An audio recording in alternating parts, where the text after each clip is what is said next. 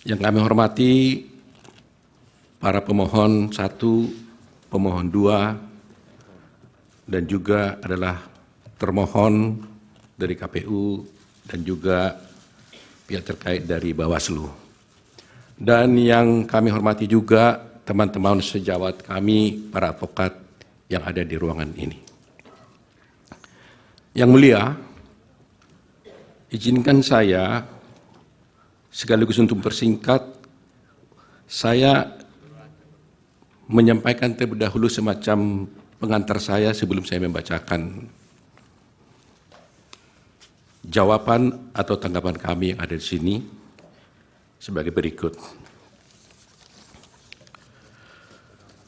Yang mulia Mahkamah Konstitusi dan hadirin sekalian yang saya muliakan, kita sudah mendengar permohonan paslon nomor 1 dan nomor 3 dalam persidangan ini.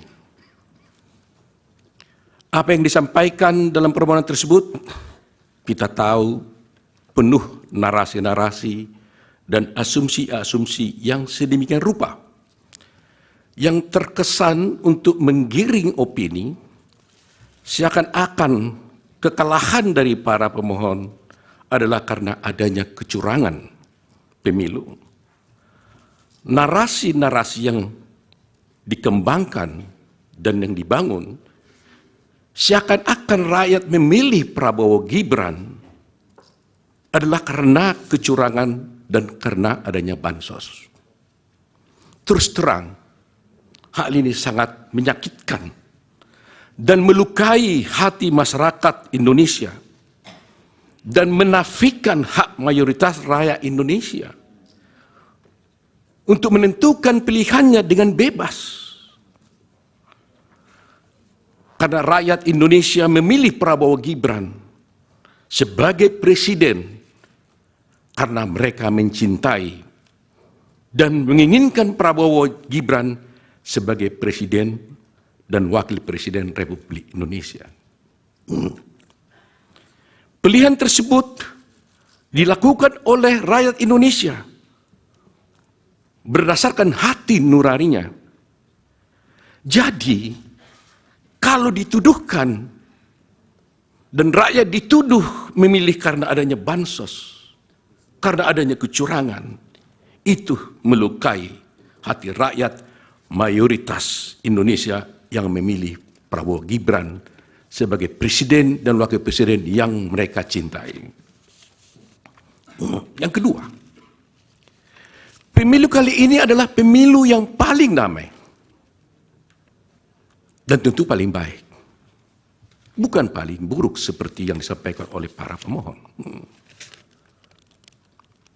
Kalau pemohon dalam permohonannya menyampaikan narasi-narasi yang bersifat asumsi dan tuduhan-tuduhan kecurangan, maka kami, kuasa hukum Prabowo Gibran, tidak akan terpancing dan tidak akan terpengaruh dengan narasi-narasi dan diksi-diksi kecurangan yang dituduhkan. Tetapi kami akan tetap berpegang teguh kepada prinsip-prinsip kejujuran, profesionalisme, sehingga kami akan memberikan analisa juridis untuk membantah dalil-dalil pemohon, dan kami akan membantah dalil-dalil pemohon tersebut tidak dengan narasi-narasi yang asumsi dan asumsi-asumsi, tidak akan menggiring opini. Kami akan sampaikan secara jelas dengan argumentasi hukum disertai dengan bukti-bukti yang ada. Ketiga, bahwa kita tahu perkara ini seharusnya tidak diajukan ke MK, melainkan ke Bawaslu, karena isi permohonan tidak sesuai dengan ketentuan Undang-Undang khususnya pasal 475 Undang-Undang Pemilu, sehingga dapatlah dikatakan permohonan pemohon tersebut adalah salah kamar. Demikian juga petitum pemohon juga tidak sesuai dengan hukum acara yang berlaku di Mahkamah Konstitusi. Karena kita lihat petitum pemohon telah menyasar kemana-mana, sehingga terkesan permohonan tersebut, petitum tersebut seperti petitum sapu jagat karena pihak-pihak yang tidak pihak pun di perkara ini telah dimintakan untuk diperintahkan oleh Mahkamah Konstitusi untuk dihukum atau diperintahkan untuk melakukan. Terakhir, kalau pemohon menuduh ada kecurangan atau pelanggaran pemilu, dan hal itu kami nyatakan tegas dalam persidangan ini bahwa kami sebagai kuasa hukum Prabowo Gibran dan Prabowo Gibran menyatakan dengan tegas dan membantah hal itu tidak benar. Tetapi justru para pemohonlah, pihak pemohonlah yang melakukan kecurangan tersebut, dan kami akan buktikan di dalam persidangan ini nantinya. Demikian terkait yang mulia.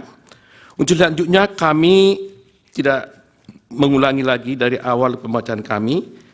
Saya hanya mengatakan bahwa kami bertindak atas nama Prabowo Subianto dalam perkara ini, yaitu dalam di mana telah kami sampaikan keterangan pihak terkait dalam perkara nomor 1 PHPU Pres 22 Romawi garis miring 24, dan kami lanjut langsung ke halaman 6. Yang mulia,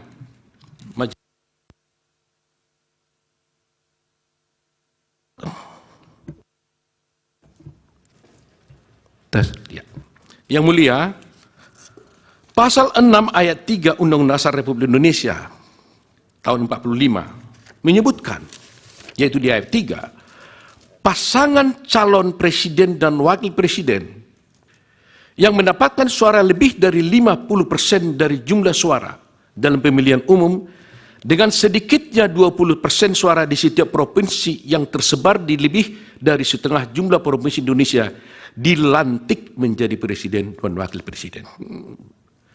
Berdasarkan norma konstitusi dimaksud, maka pihak terkait telah memenuhi persyaratan yang diamanatkan oleh konstitusi sehingga wajib dilantik menjadi presiden dan wakil presiden Republik Indonesia periode 2024-2029. Tingginya perolehan jumlah suara yang sah diperoleh pihak terkait sudah barang tentu menunjukkan adanya kepercayaan dan keinginan begitu tinggi dari mayoritas rakyat Indonesia di hampir seluruh wilayah negara Republik Indonesia, termasuk daerah pemilihan luar negeri, guna memberikan amanat kepada pihak terkait untuk menjadi presiden dan wakil presiden Republik Indonesia 2024-2029.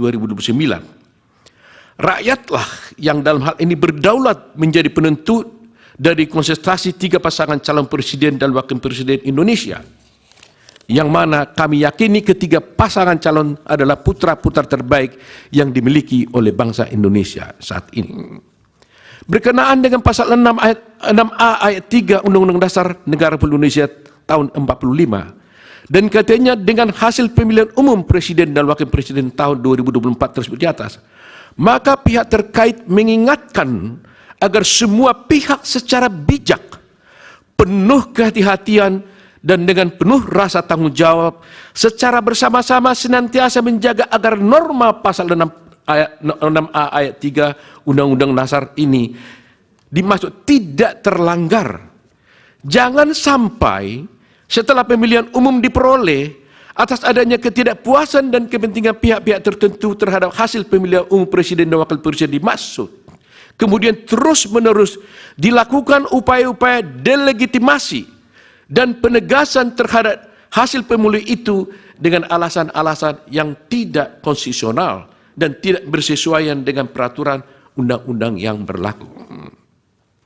Dalam konteks ini, bila mana kita mencermati permohonan dari pemohon akuo, maka tampak adanya upaya-upaya yang tidak berlandasan hukum dari pemohon untuk menegasikan jumlah suara sebanyak 96.214.691 dari rakyat Indonesia kepada pihak terkait. Hal ini atas alasan dalam permohonannya, pemohon berupaya agar Mahkamah Konstitusi kendati pun tidak menjadi kewenangannya untuk melakukan diskualifikasi kepada pihak terkait, bahkan tanpa pemohon menguraikan mengenai berapa sesungguhnya jumlah suara yang benar menurut pemohon, sehingga mempengaruhi keterpilihan pihak terkait untuk kemudian dilantik sebagai presiden sebagaimana ditentukan dalam pasal 6 ayat 3 Undang-Undang Dasar tersebut.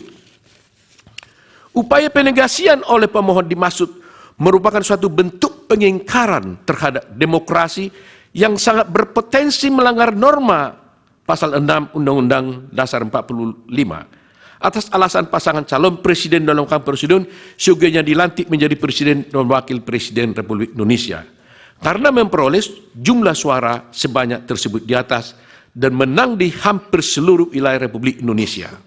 Kemudian dipaksakan oleh pemohon tanpa disertai dengan basis data dan angka sehubungan dengan jumlah suara sah menurut dalil pemohon sebagaimana diatur oleh peraturan perundang-undangan.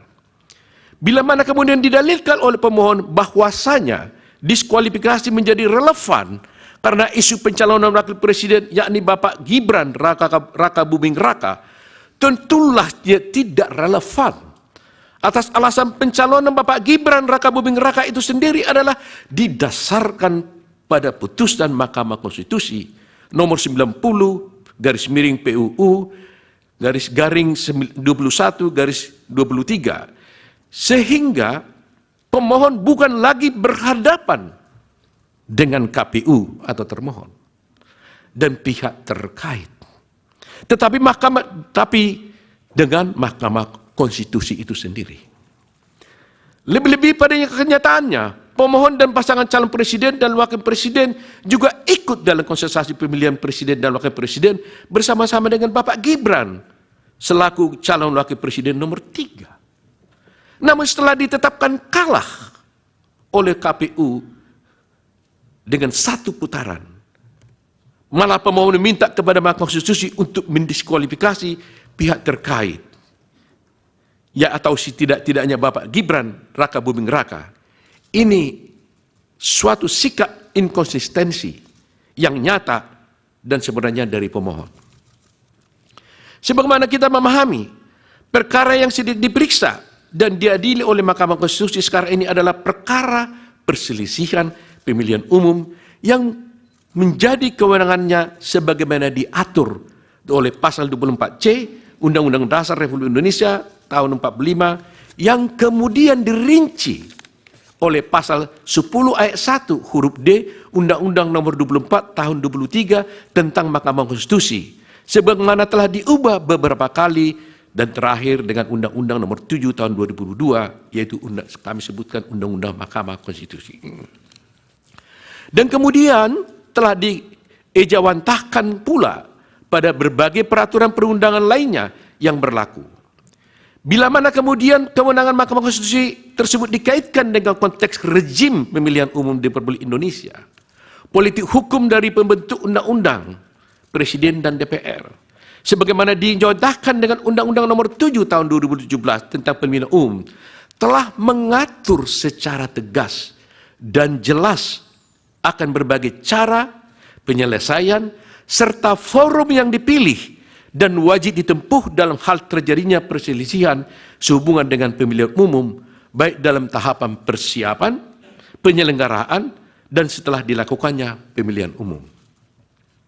Perlu kami ingatkan kembali bahwasanya untuk Undang-Undang Pemilu telah mengatur dengan tegas dan rinci berkenaan dengan eksistensi dan kewenangan badan-badan lembaga dan lembaga untuk menyelesaikan perselisihan yang berkaitan dengan pemilihan umum.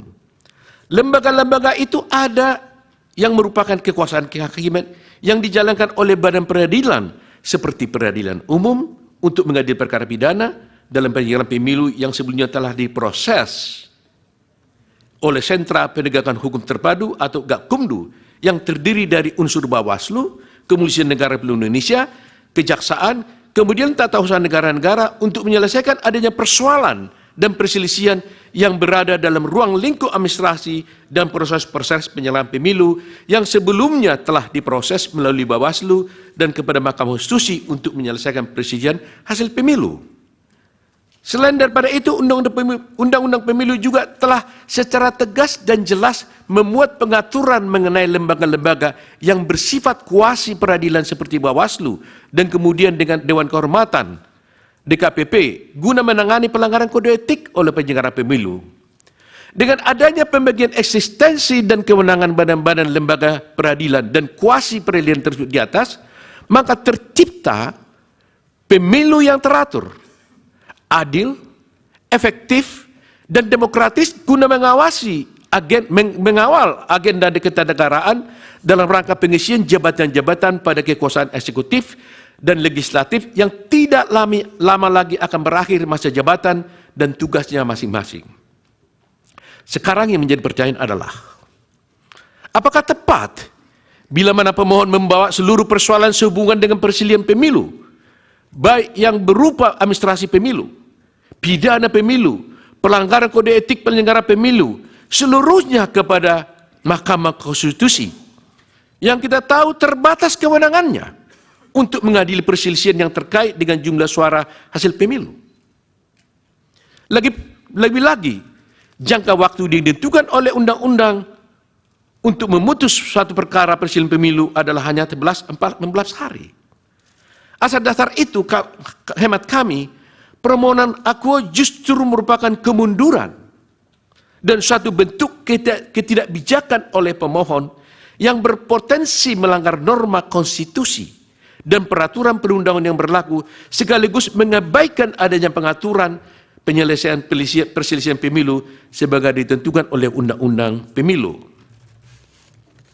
Kalau semuanya perkara diajukan kepada pemilu, pertanyaan berikutnya adalah, apakah pemohon yang merasa telah terjadi berbagai kecurangan dan pelanggaran telah membawa permasalahan yang dihadapi pemohon sehubungan dengan kecurangan dan pelanggaran dalam proses pemilu kepada badan-badan peradilan sesuai kewenangannya terus di atas? Bila mana sudah, barang tentu badan-badan atau lembaga-lembaga itu telah atau sedang berproses, atau bahkan telah memutuskan sesuatu kepada pihak yang terlibat dalam sengketa dimaksud, termasuk juga kepada pemohon. Bila mana ternyata pemohon justru tidak membawa permasalahan dimaksud kepada badan-badan peradilan, maka artinya pemohon sendiri telah mengabaikan hak-hak hukumnya dalam masing-masing persoalan dimaksud. Atas hal tersebut adalah tidak tepat bila mana kemudian pemohon membawa seluruh persoalan yang berkaitan dengan kecurangan, pelanggaran dalam proses pemilu yang menjadi kewenangan dari badan-badan lain kepada Mahkamah Konstitusi ini, yang kewenangannya terbatas pada hasil pemilu, yang mempengaruhi keterpilihan presiden dan wakil presiden guna diperiksa dan diadili Mahkamah Konstitusi hanya dalam waktu 14 hari. Padahal jauh sebelum hari ini, peraturan perundang-undangan telah memberikan kesempatan kepada pemohon untuk memprosesnya melalui badan-badan, lembaga-lembaga dimaksud di atas. Terkhusus bagi Mahkamah Konstitusi, undang-undang menentukan jangka waktu 14 hari kerja karena memang yang diadili itu terbatas pada jumlah suara hasil pemilihan umum yang ditetapkan oleh termohon, yaitu KPU, dan jumlah suara yang dianggap benar oleh pemohon. Adanya keketatan sehubungan jangka waktu ini tidak lain dan tidak bukan untuk memastikan agar agenda ketatanegaraan berupa pengisian jabatan-jabatan di Republik ini berjalan dengan lancar dan tepat waktu. Bila mana rangkaian pemilu ini tidak berkesudahan, misalnya dengan permintaan diskualifikasi, pemilihan ulang, sangat berpotensi menimbulkan persoalan-persoalan lain yang mengarah kepada krisis ketatanegaraan di Republik Indonesia yang kita cintai ini. Kemudian daripada itu, apabila kemudian pemohon mendalilkan bahwa mekanisme hukum yang berlaku dalam hal penyelesaian tiap tahapan tersebut memakan waktu berbelit atau bahkan bisa melampaui tahapan-tahapan selanjutnya dalam pemilu itu sendiri, seyogianya dan sepatutnya hal ini dipermasalahkan dan dipersoalkan pemohon dalam forum yang terpisah. Misalnya mengajukan judicial review baik kepada tingkat Mahkamah Agung atau ke MK. Bukan dalam tahap perselisihan hasil pemilihan umum presiden dan wakil presiden yang dalam konteks ini diajukan dan digabungkan secara keseluruhan oleh pemohon sendiri. Hukum memberikan keleluasaan dan koridor yang sangat luas kepada seluruh rakyat Indonesia, tidak terkecuali ke pemohon, untuk mempersoalkan bila mana dianggap ada ketentuan undang-undang nomor 7 tahun 2017 dalam hal penyelesaian persoalan mengenai pemilu yang dianggap merugikan hak konstitusionalnya atau diperkirakan akan merugikan hak pemohon di kemudian hari. Bahkan Undang-Undang nomor 7 tahun 2017 tentang pemilu ini telah berlaku dan diundangkan sejak tahun 2017. Lebih-lebih ketentuan ini telah digunakan, sekali lagi telah digunakan sebagai basis hukum penyelenggaraan pemilu tahun 2019. Artinya, pemohon telah cukup memahami kondisi dan aturan serta kaidah yang termaktub dalam undang-undang tersebut. Bukan kemudian setelah selesainya tahapan rekapitulasi suara dikalahkan, justru mempersoalkan aturan-aturan tersebut seakan-akan waktu tidak pernah berpihak kepada pemohon. Sebagaimana kita maklum, jabatan Presiden dan Wakil Presiden Bapak Insinyur Haji Joko Widodo dan Bapak Profesor Dr. Kiai Haji Ma'ruf Amin berdasarkan konstitusi terbatas untuk jangka waktu 5 tahun dan akan berakhir tanggal 20 Oktober 2024. Pada waktu yang sama perlu dihindari adanya kekosongan barang sedetik pun. Maka Presiden dan Wakil Presiden terpilih berdasarkan pemilu tahun 2004 harus dilantik sebagai Presiden dan Wakil Presiden Indonesia. Namun demikian, bila mana perselisihan hasil pemilu kemudian tidak berkunjung berakhir, sebagaimana yang dipaksakan oleh pemohon, maka bukan tidak mungkin agenda ketatanegaraan yang terpenting ya bagi bangsa dan negara Republik Indonesia ini akan terlewatkan atau tidak dapat terlaksana. Itulah yang menjadi esensi dari politik hukum dalam mengatur mengenai mekanisme dan jangka waktu penyelesaian perselisihan pemilu oleh masing-masing badan-badan lembaga tersebut di atas. Semata-mata untuk memastikan agenda ketatanegaraan Republik Indonesia dapat berjalan secara tertib dan tepat waktu. Bila mana tahapan pemilu akuo diulang sebagaimana dikehendaki oleh pemohon, maka pemilu ulang yang demikian itu tidak pula ada landasan hukumnya, baik dalam Undang-Undang Dasar 45 maupun dalam Undang-Undang Pemilu. Hal-hal semacam ini sangat penting menjadi bahan perhatian kita bersama dalam membangun bangsa dan negara. Pihak terkait meyakini bahwasanya Yang Mulia Hakim Konstitusi sangat memahami hal-hal yang pihak terkait sampaikan tersebut. Kami pun meyakini bahwasanya Yang Mulia Konstitusi memiliki concern atau perhatian yang sama dengan kami. Putusan dari Yang Mulia Majelis Hakim Konstitusi nanti kami yakini akan memberikan suatu penyelesaian akhir sekaligus pencerahan dan edukasi yang teramat baik bagi seluruh rakyat Indonesia. Adapun pihak terkait sangat meyakini bahwasanya rakyat Indonesia secara mayoritas telah menerima visi, misi, dan program yang disampaikan oleh pihak terkait. Dalam hal ini Prabowo Gibran secara mayoritas menginginkan pihak terkait untuk menjadi Presiden dan Wakil Presiden Republik Indonesia periode 2024-2029. Oleh karena itu Yang Mulia, izinlah kami menguraikan secara detail dan secara spesifik bagaimana tanggapan kami terhadap permohonan daripada pemohon 1. Pertama, kami sampaikan tentang kewenangan Mahkamah Konstitusi. Di sini kami menyampaikan bahwa sesungguhnya Mahkamah Konstitusi tidak berwenang untuk mengadili perkara ini. Bahwa dalam permohonannya pemohon mendalilkan bahwa Mahkamah memiliki kewenangan untuk mengadili perkara akuo. Bahwa dalil pemohon tersebut adalah tidak benar dan tidak tepat.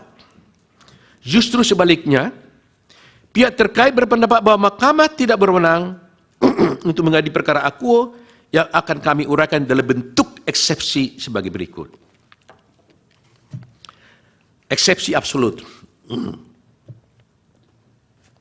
Maksud kami eksepsi kompetensi absolut. Sejalan dengan prinsip negara hukum, maka negara berkewajiban untuk menyelenggarakan ketertiban hukum dengan berdasarkan dan berpedoman pada hukum. Keunggulan mutlak, the absolute predominance of the law, harus diwujudkan. Keunggulan mutlak hukum didasarkan pada kedaulatan hukum. Kedaulatan hukum merupakan dasar fundamental konsep negara hukum. Dengan kata lain, konsep negara hukum berakar dari paham kedaulatan hukum yang pada hakikatnya berprinsip bahwa kekuasaan tertinggi di dalam suatu negara adalah berdasarkan atas hukum. Dikaitkan dengan permohonan pemohon, yakni pasangan calon presiden dan wakil presiden. Ini kasus Anies Rashid Baswedan dan Muhaimin Iskandar, maka kedaulatan hukum menunjuk pada aturan perundang-undangan, yakni Undang-Undang Nomor 7 Tahun 2017 tentang penetapan yang terakhir diubah dengan Undang-Undang Nomor 7 dan tidak saya bacakan lagi. Ditinjau dari aksiologi hukum konstitusi sebagaimana dimasukkan dalam pasal 28D ayat 1 Undang-Undang Dasar 45 yang menyebutkan kepastian hukum yang adil, maka kepastian hukum dan keadilan merupakan satu kesatuan. Kepastian hukum yang menunjuk pada aspek prosedural harus dipatuhi dan ditaati. Kami ingin mengulangi frasa ini. Kepastian hukum yang menunjuk pada aspek prosedural harus dipatuhi dan ditaati. Menurut Idewa Gede Atmaja, Undang-Undang Dasar 45, mengikuti aksiologi hukum aliran hukum alam atau kodrat, dengan mengacu kepada nilai-nilai keadilan yang bersifat mendasar atau fundamental, dan aliran positivisme hukum dengan mengacu kepada nilai kepastian hukum yang menunjuk pada hukum formal, yaitu peraturan perundang-undangan. Dengan demikian, peraturan perundang-undangan baik secara formal maupun material harus mengandung kepastian dan keadilan. Pada keadilan prosedural diekspresikan dalam penerapan prosedur penyelesaian sengketa atau pengambilan suatu keputusan. Tolak ukurnya adalah ketaatan pada hukum acara. Saya ulangi lagi, ketaatan pada hukum acara. Pada keadilan hukum diekspresikan keadilan menurut undang-undang dan keadilan ini berkenaan dengan penjatuhan terhadap peraturan perundangan yang dilanggar.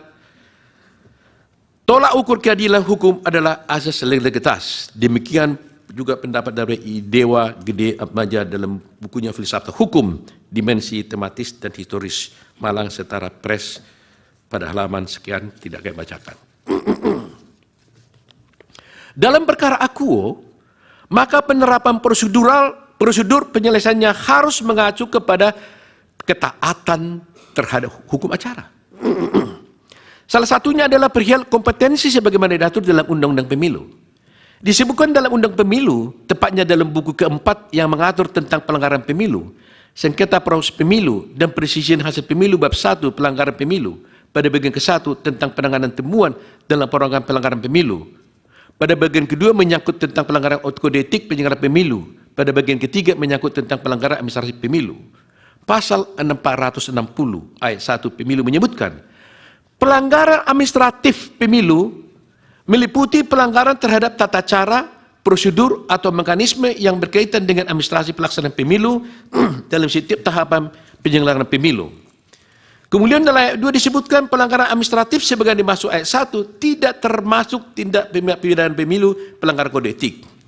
Berdasarkan ketentuan pasal 40 ayat 1 tersebut, maka diketahui bahwa pelanggaran administratif pemilu meliputi pelanggaran terhadap tata cara, prosedur, atau mekanisme yang berkaitan dengan administrasi pelaksanaan pemilu dalam setiap tahapan pemilu.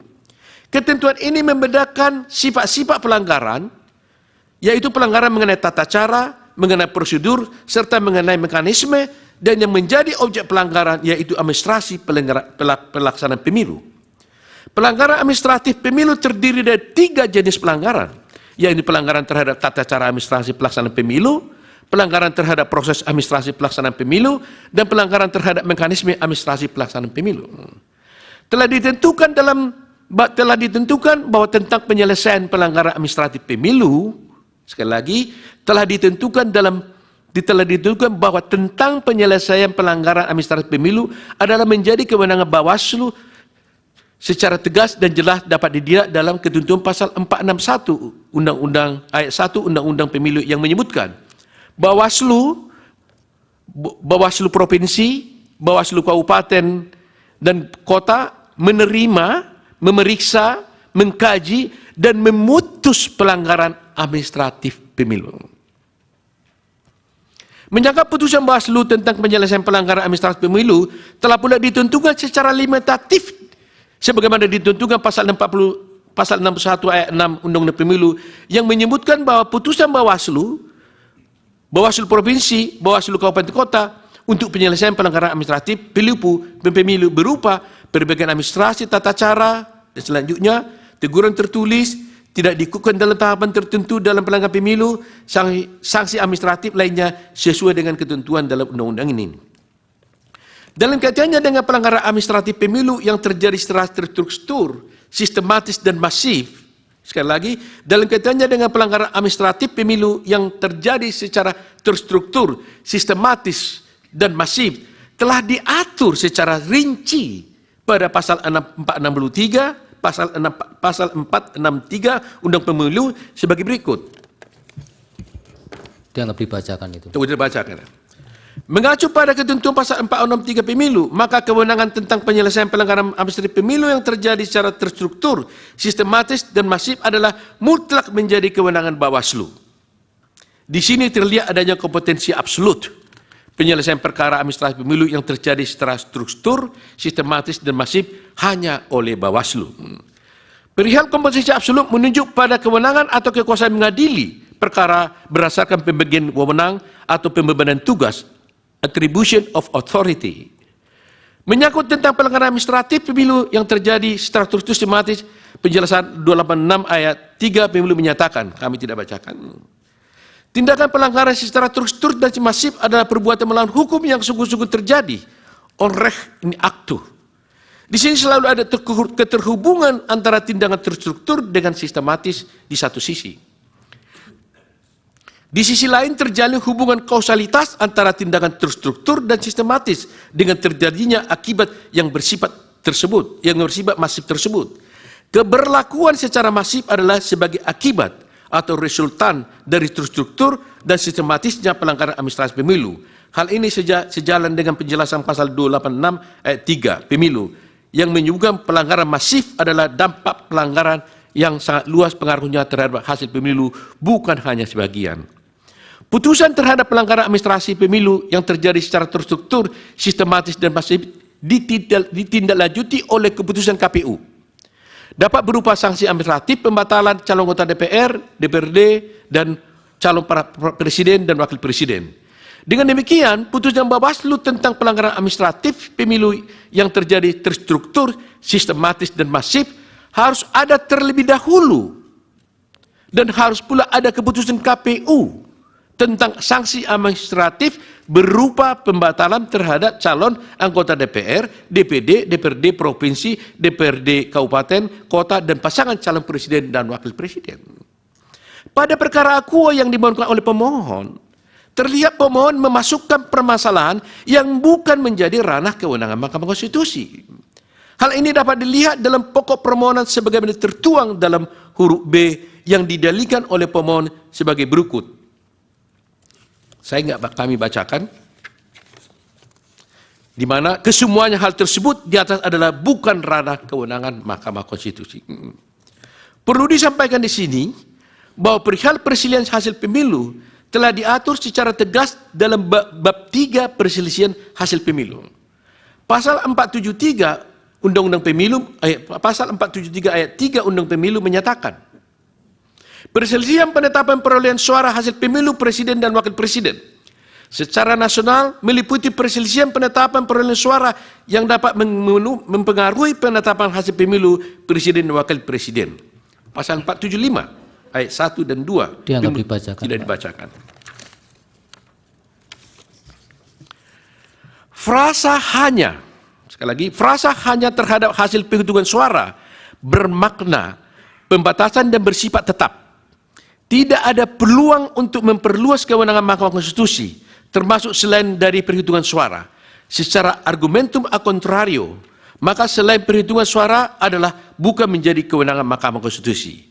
Menjadi jelas bahwa kewenangan Mahkamah Konstitusi hanya terhadap hasil perhitungan suara dengan pendekatan kuantitatif. Mahkamah Konstitusi tidak berwenang mengadili pelanggaran administratif secara struktur, sistematis, dan masif yang notabene pendekatannya adalah kualitatif, sesuai dengan sifatnya pendekatan kualitatif dan kualitatif adalah dua hal yang berbeda. Dalam kaitannya dengan perkara akuo, pihak pemohon telah mempersamakan antara pelanggaran secara terstruktur, sistematis, dan masif dengan hasil perhitungan suara kuantitatif. Perlu disampaikan bahwa keadilan tidak absolut tentang adanya persamaan dan penyeragaman atas suatu hak. Dengan kata lain, keadilan juga menunjuk pada ketidaksamaan hak. Terwujudnya suatu keadilan apabila beberapa orang diperlakukan sama dan beberapa orang tidak diperlakukan sama.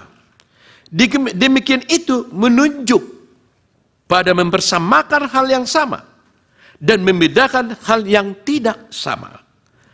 Pada praktiknya, keadilan memang didasarkan pada kesemerataan, namun juga didasarkan atas kebutuhan atau kualifikasi. Implementasi keadilan yang didasarkan pada kebutuhan atau kualifikasi tentu tidak dapat disamaratakan. Dengan kata lain, keadilan sangat ditentukan oleh tujuannya. Kondisi demikian menunjukkan bahwa keadilan menunjuk pada suatu kondisi tertentu. Profesor Bagirmanan juga menyampaikan ungkapan yang sedemikian populer, menyamakan sesuatu yang tidak sama, sama tidak adilnya dengan membedakan yang sama. Melakukan pembedaan dalam suatu keadaan atau peristiwa tertentu justru merupakan cara mewujudkan keadilan atau mewujudkan suatu manfaat.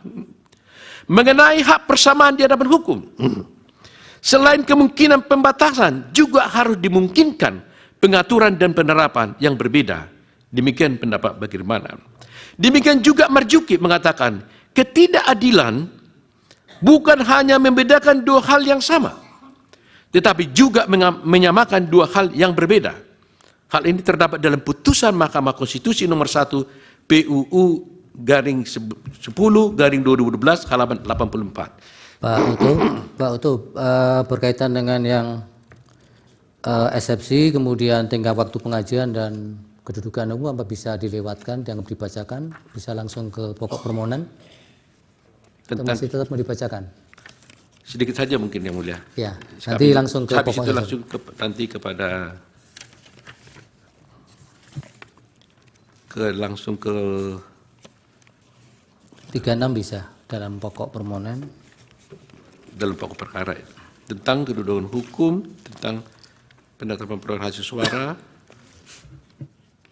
Ada lagi satu eksepsi formilnya mungkin. Silakan. Ya.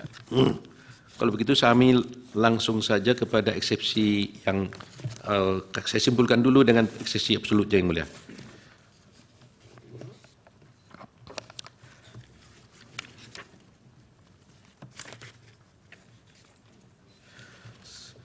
Menurut Aristoteles dan Aquinas, perihal pemberian proporsi yang seimbang adalah bentuk keadilan distributif.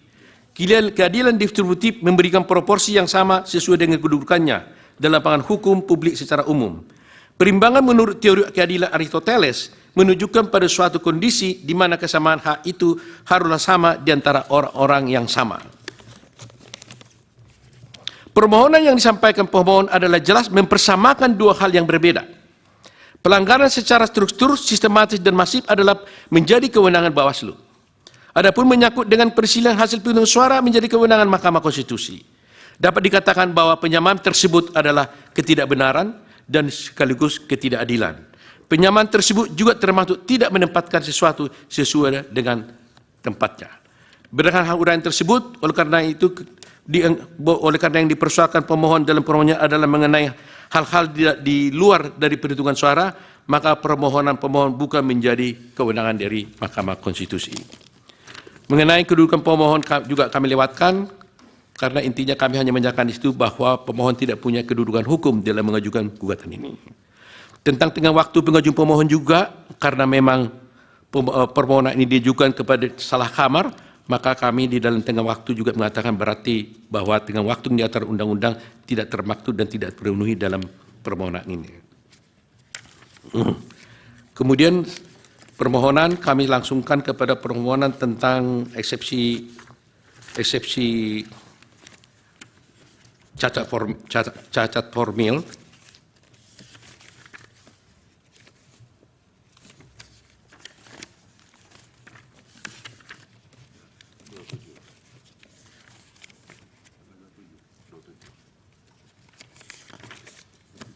Baik. Eksepsi cacat formil. Eksepsi ini kami ajukan karena tidak sesuai dengan peraturan undang-undang. Kami tidak bacakan lagi pasal 45, Undang-Undang 45, Undang-Undang Pemilu dan sebagainya. Pasal 475 mengatakan bahwa, tidak saya bacakan, kemudian pasal 75 disebutkan dalam permohonan ini diajukan, pemohon wajib menguraikan dengan jelas. Jadi di sini ada aturan yang sudah baku di dalam pasal 75 Undang-Undang Mahkamah Konstitusi, bahwa dalam permohonan yang diajukan pemohon wajib menguraikan dengan jelas tentang kesalahan hasil perhitungan suara yang diumumkan oleh pemilihan umum dan hasil perhitungan yang benar menurut pemohon. Permintaan untuk membatalkan hasil perhitungan suara yang diumumkan oleh komisi pemohon dan menetapkan hasil perhitungan suara yang benar menurut pemohon. Dalam hal ini, ternyata pemohon tidak pernah mengajukan dalam permohonannya mana yang benar menurut pemohon penjadi perhitungannya dan mana yang salah menurut pemohon terhadap perhitungan dari KPU itu.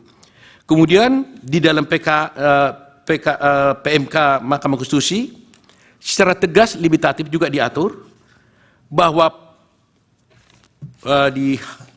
di dalam PMK tersebut, di dalam pasal 7, pasal 8, butir 6B,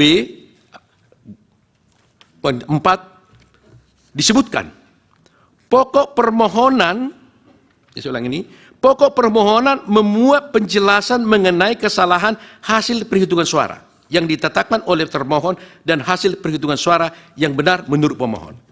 Ini sudah tegas diatur. Bahkan di petitum pun juga disebutkan. Petitum itu harus memuat permintaan untuk membatalkan penetapan perolehan suara hasil pemilu oleh termohon dan menetapkan hasil perolehan suara yang benar menurut pemohon. Dalam kasus ini, dalam permohonan pemohon tidak menyebutkan dalam petitumnya mana yang suara yang salah dan mana perolehan suara yang benar menurut pemohon. Sehingga dengan demikian, permohonan daripada pemohon telah cacat formil, tidak memenuhi prosedur yang diatur di dalam PMK nomor 4 tahun 2003 dan juga yang Prabu Daud dan PMK nomor 2 tahun 2024. Dengan demikian, jelas petitum dari pemohon tidak sesuai dengan petitum yang diatur dalam pasal 8 ayat 6, huruf B, butir 5 PMK nomor 4 tahun 2003, sebagaimana diubah dengan PMK nomor 2 tahun 2004, yang berbunyi sebagai petitum memuat permintaan untuk membatalkan penetapan suara hasil pemilu oleh termohon dan menetapkan hasil perhitungan suara yang benar menurut permohon. Berdasarkan uraian di atas, jelaslah permohonan yang diajukan oleh pemohon adalah cacat formil karena tidak memenuhi persyaratan yang diatur dalam ketentuan-ketentuan yang telah diuraikan di atas. Oleh karenanya, permohonan pemohon seyogianya harus dinyatakan tidak dapat diterima atau need unfoundly. Selanjutnya dilanjutkan oleh teman kami. Silakan.